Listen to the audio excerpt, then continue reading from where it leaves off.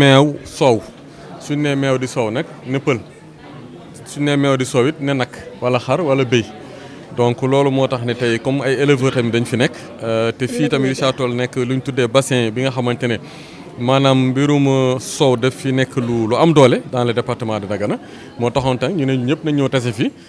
waxtaan ak nit ñi mais waxtaan aussi ak population locale bi su subaa nag incha allah suñu xëyee tamit ñu dellu si ba léegi si activités yi mais dem si foire bi xool tamit lan lañ fa exposé. aussi sensibiliser nit ñi si loo xamante ne mooy consommation lait parce que foog ñu góorgóorlu surtout sama mbokk pël yi ñoom laay tooñ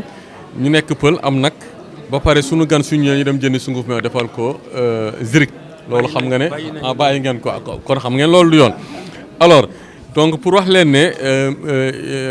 naan soow wala meew dafa nekk li nga xamante ne dafa baax muy xale ba si mag te njëriñ rek lañ si gis njëriñ kese à tous les niveaux du point de vue nutritionnel du point de vue économique dundil du point de vue social à tous les niveaux développement de l'enfant ainsi de suite donc ñu gëm ne études yi nga xamante ne GRET jot na ko fi def Adwa Sirat kat suñ ko exploité vulgariser ko à travers yéen seen ay réseaux nit ñi suñ ko liggéeyee dañuy gën a mën a comprendre dañu gën a comprendre tamit te lan moo tax nit ñi peut-être ñu si bëri ñu changer habitude alimentaire yi parce que problème bu ñu am aussi mooy changement habitude alimentaire lan moo tax lan moo fi nekkoon tey professeur Ka Abdou wax na ko fi na fan lañ jóge ba egsi fii dinay baax suñuy rappelé wu genre yooyu fan lañ jóge ba egsi fii nit ñi xam ne ñun est-ce que duñ delluwaat fu ñu jóge pour mën a gën a am bonne santé fii si réew mi du noonu mais lépp lu ñu si def na dañ ko def aussi ay partenaires du fi ne tey bergerie du laiterie du bergerie mu ngi fii nga xamante ne tey fi ni ñu ko waxee sànq élément déclencheur la peut-être gën na yombal lu tax tey nit ñi gën a sawar def fi ay études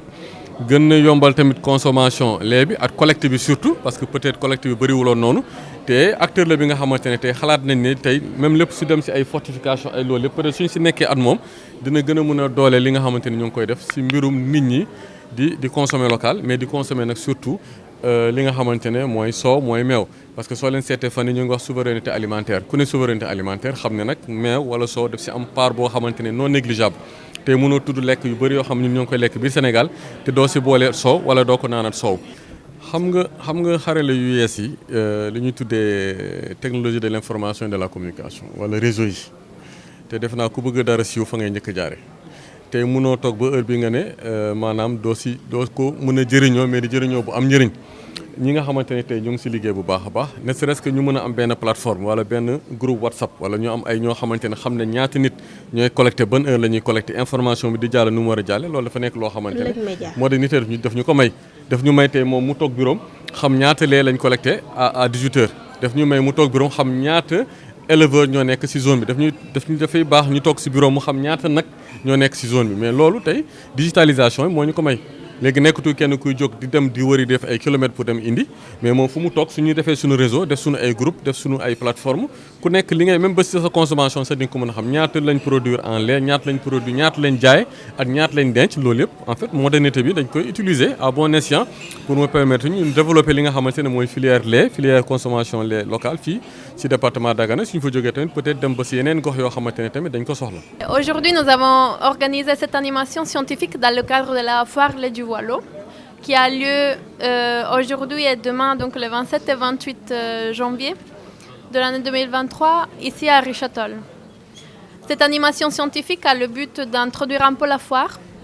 et de donner un cadre de compréhension sur ce que représente la consommation de lait au Sénégal et notamment la consommation de lait local, en vue de promouvoir la consommation de lait du Waalo. Donc le thème fédérateur de toutes les interventions, nous avons eu 5 interventions. Et le thème fédérateur, c'était la consommation de lait local et quels sont les enjeux autour de celle-là. L'objectif de cette journée scientifique est d'ouvrir, de lancer un peu la foire du lait, la foire du lait du Waalo qui aura lieu demain à Richard Toll, ici, et montrer quel est l'intérêt sur le plan scientifique. Donc sur le plan social, sur le plan économique, nutritionnel, etc. Quel est l'intérêt de promouvoir le lait local? Le choix de Richard Toll s'explique par le fait que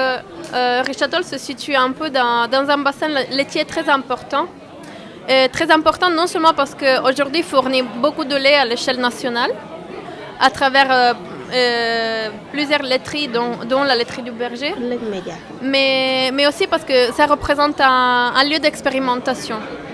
Voilà, aujourd'hui, des initiatives de collecte ont été mises en place, alors qu'auparavant, il y en a eu qui avaient échoué. Voilà, et donc au fur et à mesure, avec l'expérimentation et avec des processus de concertation communautaire avec les populations locales, voilà, le département d'Agana aujourd'hui est devenu un peu un exemple de développement laitier. La digitalisation en milieu pastoral, en milieu d'élevage extensif laitier, en fait, ça montre qu'il y a plusieurs atouts du numérique, que le numérique peut apporter plusieurs avantages en termes de concertation, en termes d'organisation de la filière.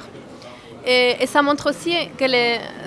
les éleveurs en fait, sont capables de capter les opportunités offertes par la modernité, entre guillemets, et par le numérique. Voilà, donc nous-mêmes, on a l'intention de dissiper cette image un peu archaïque que plusieurs personnes peuvent avoir sur l'élevage extensif et montrer que donc ce genre d'élevage laitier est au contraire très connecté au monde, très connecté à la modernité. bu leen fàtte bës ci abonné ak ci cloche bi ngir ngeen mën a jot xibaaru Ëllëg Média. Audio Jungle.